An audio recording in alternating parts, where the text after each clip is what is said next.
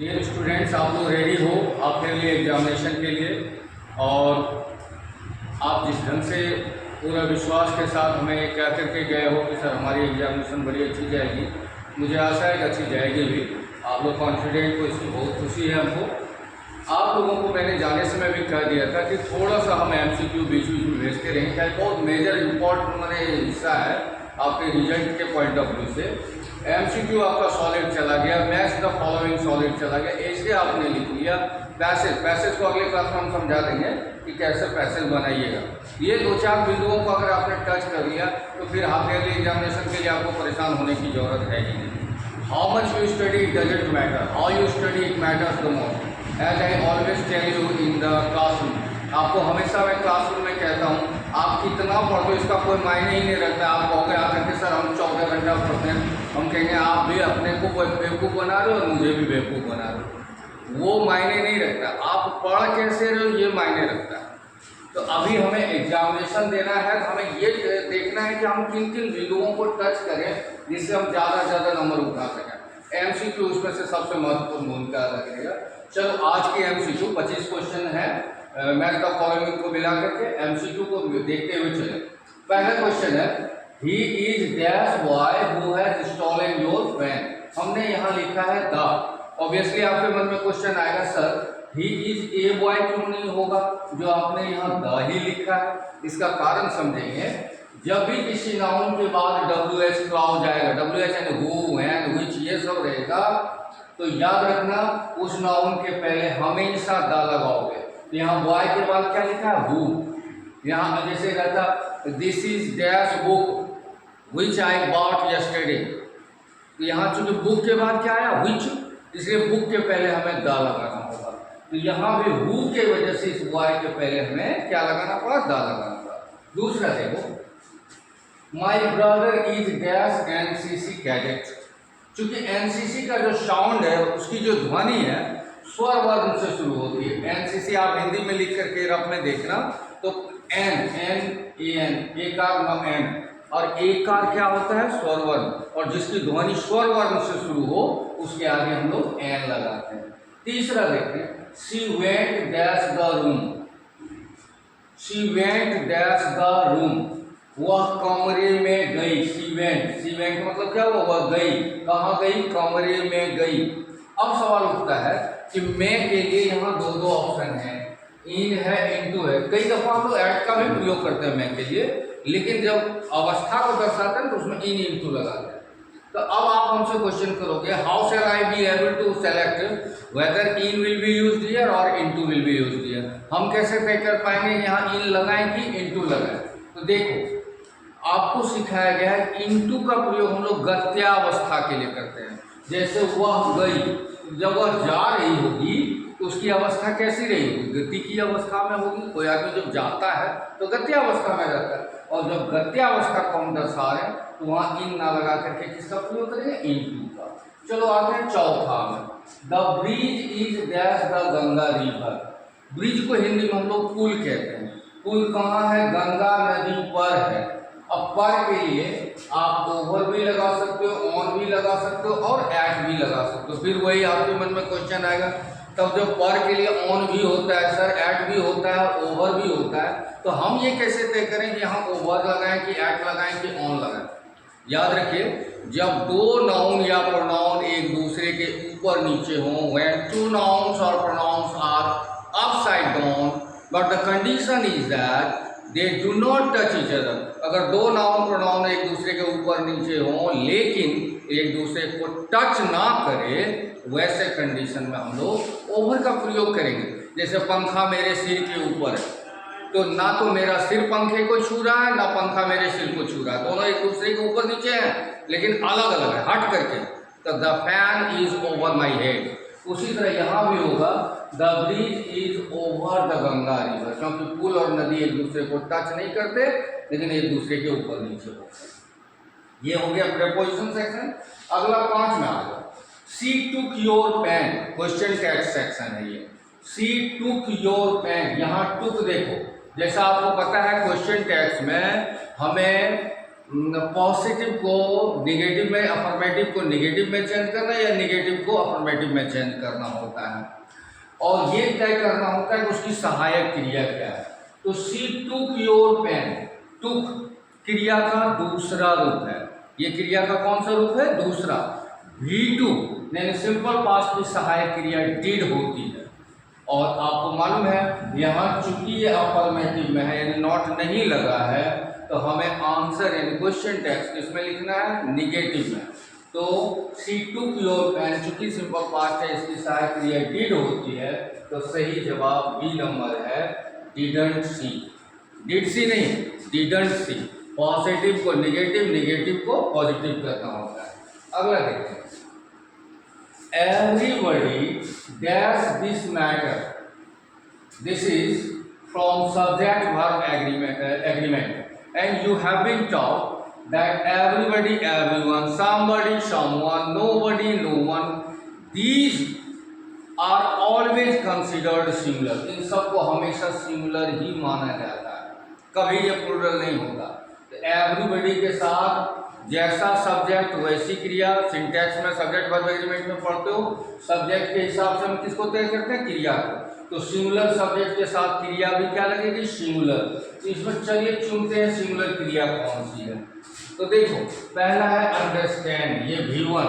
अब V1 का भी सिंगुलर नहीं होता, V1 हमेशा प्लूरल ही होता है। दूसरा है अंडरस्टूड, अंडरस्टूड ये क्रिया का तीसरा रूप है। इसमें एक चीज हो सकता था, कंफ्यूजन हो जाएगी। यहाँ पर एक ऑप्शन को चेंज कर लो, क्योंकि V2 भी हो सकता है। यहाँ पर अंडरस्टूड के जगह आर अंडरस्टैंडिंग लिखो, आर अंडरस्टैंडिंग। एग्जाम में एक चीज याद रखना, कंफ्यूजिंग ऑप्शंस नहीं रहते। कंफ्यूजिंग ऑप्शन मतलब क्या हुआ कि मैंने कहने मतलब कि ये दोनों हो सकता है, ऐसा नहीं। कंफर्म 3 तो कटेगा ही कटेगा, एक बचेगा। तो अंडरस्टैंड नहीं होगा, आर अंडरस्टैंडिंग नहीं होगा, आर भी हम लोग प्लूरल के लिए प्रयोग करते हैं। हैव अंडरस्टूड नहीं होगा, क्योंकि हैव भी हम लोग प्लूरल के लिए प्रयोग करते हैं। केवल अगर होगा तो लास्ट वाला V5। आप जानते हो क्रिया का 5वां रूप हमेशा सिंगुलर माना जाता है। क्यों? क्योंकि अब हम साधारण तौर पर हम आपको बता रहे हैं, अगर आप कहोगे वह जाता है, तो वह जाता है का इंग्लिश क्या हो जाएगा? ही गो या ही गोज। तो आपका जवाब आएगा सर ही गोज। क्या होता है? He goes. और जब वे लोग जाते हैं तो क्या होता है? दे गो। तो जब वे लोग यानी बहुत सारे लोग थे तो आपने क्रिया का पहला रूप लगाया, और जब ही यानी एक आदमी था तो गोज बोला यानी 5वां। यानी जब सिंगुलर सब्जेक्ट था तो क्रिया V5 हुई, जब प्लूरल सब्जेक्ट था तो क्रिया V1 हुई। ये दर्शाता है कि V5 भी हमेशा सिंगुलर होता है, इसलिए 6 नंबर में हमको D लेना है, क्योंकि एवरीबॉडी के साथ हमेशा सिंगुलर किया जाएगा। अगला, one of my parents dash not go there, you have been taught along with one of, the noun will always be plural but its verb is singular.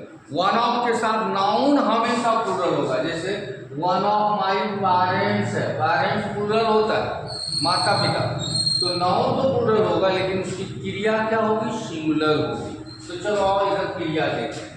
कहोगे सर अच्छा चलिए डू नहीं होगा, क्योंकि डू तो प्लूरल के लिए लगता है, लेकिन है भी तो हो सकता था सर, है भी नहीं होगा, है भी प्लूरल के लिए, लेकिन है तो सिंगुलर के लिए। लेकिन आपको मालूम होना चाहिए कि अगर आपने हैव लिया है तो यहाँ क्रिया का तीसरा रूप लेना होता है, यानी गो ऑन लिखा रहता तब हैज या हैव होता है।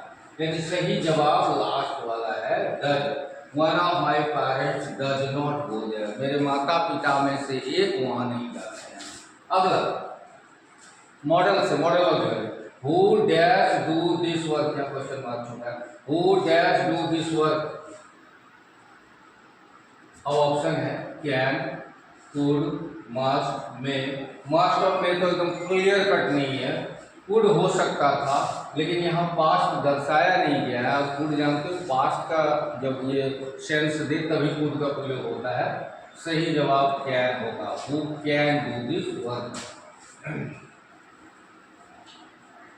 अगला देखते हैं 9 number, dash you live long. आपको ये बात कई बार बताया जा चुका है, 11th से ही शुरू करते हैं हम लोग जानना कि जिस सेंटेंस के अंत में विस्मयादिबोधक चिन्ह हो, द मार्क्स ऑफ एक्सक्लामेशन हो, तो उसमें केवल एक ही मॉडल ऑक्सिलरी का प्रयोग कर सकते हो आप, और कोई मॉडल ऑक्सिलरी नहीं लगता है, और वो है मे।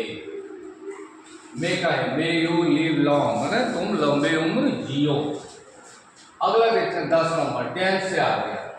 They dash not come yet, याद रखिएगा येट, हाँ, टिल नाउ, ये सब वर्ड अगर रहे तो वो सेंटेंस हमेशा प्रेजेंट परफेक्ट का होगा। याद रखिएगा, येट मतलब होता है अभी तक, तो वे लोग अभी तक नहीं आए हैं, प्रेजेंट परफेक्ट। और प्रेजेंट परफेक्ट में क्रिया का तीसरा रूप तो होता ही है, और उसके साथ क्या लगाते हैं, हैज या हैव। तो कम तो क्रिया का तीसरा रूप है नहीं। पता नहीं आपको कंफ्यूजन है कि क्या कम, कैम और फिर से कम हो जाता है, तो कम भीतरी भी है, और दे के साथ हमको तय करना है, हैज लगेगा हैव, और आप सबको अच्छे से पता है दे के साथ हम किसका प्रयोग करते हैं, they have not come yet. अब किताब से थोड़ा सा ले लेते हैं। Gandhi ji used to write for, Gandhi ji किस पत्रिका के लिए लिखा करते थे, तो यंग इंडिया। गांधी जी किसके लिए लिखा करते थे, यंग इंडिया के लिए लिखा करते थे। अगला है modern civilisation is the worship of, modern civilisation आधुनिक सभ्यता वर्शिप है, वर्शिप मतलब उसकी पूजा है, इस चीज की पूजा है। पहला जवाब है मटेरियल, भौतिक चीजों की हम लोग आधुनिक सभ्यता में क्या करते हैं, पूजा करते हैं। यानी कि अभी इंसानों की हैसियत उसके पास जो भौतिक चीजें हैं, भौतिक चीजों की उसके घर में जो उपलब्धता है, उससे हम लोग तय करते हैं वो इंसान की औकात क्या है। भौतिक समझते हो, जिन पदार्थों से बनी हुई चीजें, जैसे अगर कार है तो पैसा वाला है, औकात वाला है, रेफ्रिजरेटर है तो औकात वाला है, एसी है तो औकात वाला। यानी आप गौर करोगे आधुनिक सभ्यता में आदमी के स्टेचर को तय करते हैं हम उसके पास जो मौजूद चीजें हैं उससे, वो आदमी कैसा है उससे कोई तय नहीं करता। यानी आधुनिक सभ्यता में हम किसकी पूजा करते हैं, भौतिक चीजों की। आगे देखते हैं 13 नंबर, Zakir Hussain became the president in, Zakir Hussain किस ईस्वी में राष्ट्रपति बने थे, तो सही जवाब है डी नंबर, 1967 में वो भारत के राष्ट्रपति बने थे। अगला देखते हैं, Nanu Kaka had brought a dash in the basket, Nanu Kaka जो अपनी टोकरी लेकर के आए थे उसमें क्या था, तो उसमें एक बिल्ली का बच्चा था जिसको अंग्रेजी में हम लोग किटन कहते हैं। और अंतिम है negroes got the right to vote in, negroes आपको पढ़ाया गया आई हैव अ ड्रीम में, निग्रो जो काले लोग थे, मूल निवासी थे, कहाँ के, अमेरिका के, उनको कहा जाता है। तो निग्रो लोगों को निग्रोज गॉट, निग्रो लोगों ने पाया the right to vote, right मतलब अधिकार, हक, निग्रो लोगों ने वोट डालने का अधिकार किस ईस्वी में पाया, तो सही जवाब है 1963, 1963। अब चलो मैच द फॉलोइंग को देख लेते हैं क्या है।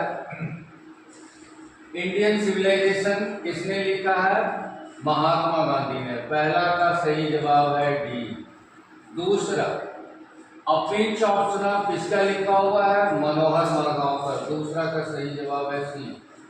3 number ideas that are help mankind किसने लिखा है, बर्ट्रैंड रसेल, सही जवाब B. 4 number I have a dream किसका है, मार्टिन लूथर किंग जूनियर का, ई। और 5 number Bharat is my home, Zakir Hussain का भाषण है, ए नंबर। उसी तरह ये तो कहानी वाला सेक्शन है, अब आते हैं कविता वाले में। Sweetest love I do not को लिखा गया है जॉर्डन के द्वारा, तो पहला का हो गया बी। 2 नंबर में ode to autumn John Keats का लिखा हुआ है यानी सी। 3 नंबर में song of myself Walt Whitman का लिखा हुआ है यानी डी। 4 में now the leaves are falling fast W.S. Auden का लिखा हुआ है यानी ई।